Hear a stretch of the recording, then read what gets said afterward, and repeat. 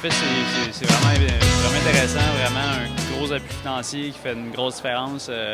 C'est vraiment le fun comme d'entrer dans le programme de la Fondation de l'Hôtel d'Excellence. C'est la première fois, donc je suis vraiment content, très satisfait. En fait, j'essaie tout le temps d'essayer quand je reçois une bourse ou quelque chose comme ça, d'aller chercher quelque chose qui va faire la différence. Là. Comme avec cette bourse-là, je prévois aller en camp d'entraînement, un camp d'entraînement en altitude. Ça va être probablement à la même période, mais l'année prochaine. Probablement aux États-Unis, dans l'Ouest américain. Bref, l'entraînement en altitude, ce que ça fait, c'est que ça aide beaucoup à améliorer les performances quand on revient après. Donc, le but, c'est un peu de ça, augmenter les performances, puis essayer d'avoir mes standards rapidement pour les championnats du monde qui ont lieu en 2015. Donc, c'est un peu ça le but là, avec cette bourse-là. Qu'est-ce que je vais faire avec ça? En fait, je fais différentes épreuves. Spécialité, c'est plus le 1500 mètres. Je cours aussi du 800 mètres. Des fois, je vais jusqu'à même 5000 mètres. Principalement, justement, le 1500 mètres, qui est une discipline vraiment intéressante. C'est vraiment un mix de stratégie, D'endurance.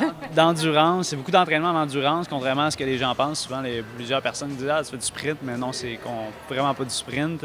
Mais il y a de la vitesse, de l'endurance à la fois, de la stratégie, donc c'est vraiment excitant comme course. Donc, j'aime bien ça. C'est long à apprendre avant de savoir comment bien gérer des épreuves en 1500 mètres, mais je commence à me débrouiller, là, ça va bien. J'ai un handicap visuel, en fait, j'ai une vision en tunnel, donc ça va bien quand je fixe un endroit, une personne, ça, il n'y a pas de problème. C'est plus dans le fond de ma vision périphérique, donc quand les objets au sol, tout ce qui est, en fait, la vision de nuit aussi, c'est plus difficile. Mais règle générale, j'essaie de compenser beaucoup avec ma vision centrale, ce qui me reste en fait comme vision. Donc c'est à peu près un 10 % de vision là, qui me reste, donc ça ressemble à ça. Bien, en course à pied, en athlétisme, c'est principalement les blessures, c'est la gestion des blessures, gestion de quand on commence à avoir une petite douleur, c'est beaucoup des blessures chroniques. Là, donc quand on commence à avoir une petite douleur, est-ce que je continue à m'entraîner? Est-ce que justement j'arrête complètement? Mais c'est justement l'importance d'avoir une bonne équipe autour de soi. Donc on va voir les physios, on est des bons clients chez les physios. Donc à ce moment-là, c'est principalement ça. J'essaie de me tenir loin des blessures, là, mais c'est sûr que c'est pas évident. À chaque année, on espère que ça se déroule bien, mais on fait le plus possible pour s'en éloigner. Là. Bien, présentement, je travaille à temps partiel pour un organisme en fait, on organise des événements sportifs. J'aimerais bien ça continuer là-dedans quelques années, mais aussi le domaine, le domaine dans lequel j'ai étudié en administration. J'aimerais ça travailler aussi dans le domaine comme conseiller financier.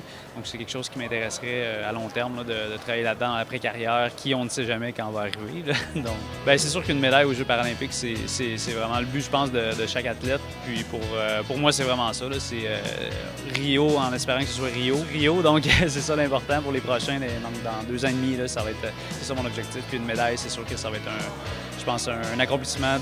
On peut tourner la page, puis c'est fait. Ouais. Merci beaucoup à toi et à la Fondation, bien sûr. Merci.